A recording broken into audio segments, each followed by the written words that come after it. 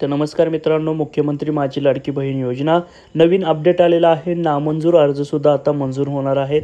जर कोणी मराठीमध्ये अर्ज केला असेल तर तो देखील आता मंजूर होणार आहे। नवीन अपडेट काय आहे ते आत्ताच या व्हिडिओच्या माध्यमातून आपण आज जाणून घेणार आहोत। मुख्यमंत्री माझी लाडकी बहीण योजनेबद्दल अधिक माहिती जाणून घेण्यासाठी आत्ताच आमचा YouTube चॅनल सबस्क्राइब करून ठेवा आणि शेजारील नोटिफिकेशन बेल आयकॉन प्रेस करून ठेवा, जेणेकरून येणारे नवनवीन मुख्यमंत्री माझी लाडकी बहीण योजनेबद्दलचे व्हिडिओची लिंक आणि त्याचप्रमाणे व्हिडिओ तुम्हाला पाहायला मिळतील। तर मुख्यमंत्री माझी लाडकी बहीण योजनेमध्ये या ठिकाणी महासंवादचा लेख आपण बघतोय। मुख्यमंत्री माझी लाडकी बहीण योजनेचे मराठीमधील अर्ज नामंजूर होणार नाहीत।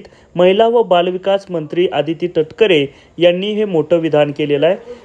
मागील एका न्यूजपेपरला बातमी आली होती की मराठीमधील सर्व अर्ज बाद होणार आहेत, परंतु आता महिला व बालविकास मंत्री तटकरे यांनीही हे मोठं विधान केलेलं आहे की कोणताही अर्ज हा बाद होणार नाही।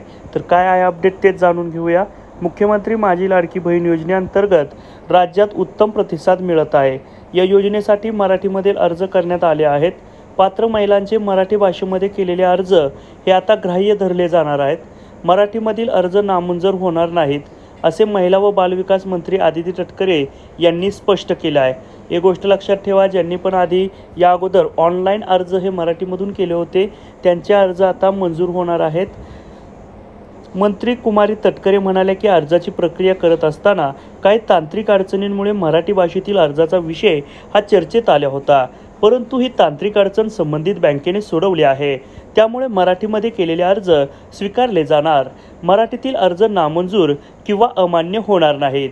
म्हणजे काय होतं मित्रांनो माहिती का, की तुमचं जे बँक अकाउंट आहे त्याची डिटेल पूर्ण इंग्लिशमध्ये असते। त्यामुळे सुरुवातीला नियम होता की अर्ज हा इंग्लिशमध्ये असल्यानंतर डायरेक्टली बेनिफिट तुमच्या अकाउंटमध्ये ट्रान्सफर होईल, परंतु आता बँकेने तेही समजून घेतलेलं आहे। पुढे तटकरे अशा म्हणाले आहेत की मराठीमधील अर्ज पुन्हा इंग्रजी भाषेत करावे लागतील। अशा प्रकारचा अपप्रचार पसरवण्यात येत आहे।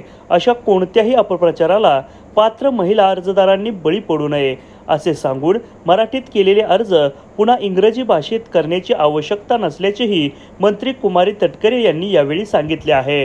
म्हणजे एक गोष्ट लक्षात ठेवा, ज्यांनी कोणी अगोदर मराठीमध्ये ऑनलाईन अर्ज केलेले आहेत त्यांनी यानंतर परत तो खोडून इंग्लिशमध्ये किंवा काय करायचं नाहीये, सर्व अर्ज हे स्वीकारले जाणार आहेत। तर मित्रांनो, मुख्यमंत्री माझी लाडकी बहीण योजनेबद्दल अधिक माहिती जाणून घेण्यासाठी आत्ताच आमचा चॅनल सबस्क्राइब करून ठेवा आणि शेजारील नोटिफिकेशन बेल आयकॉन प्रेस करून ठेवा, जेणेकरून असेच नवनवीन व्हिडिओ तुमच्यापर्यंत आम्हाला पोहोचवण्यात मदत होईल। धन्यवाद।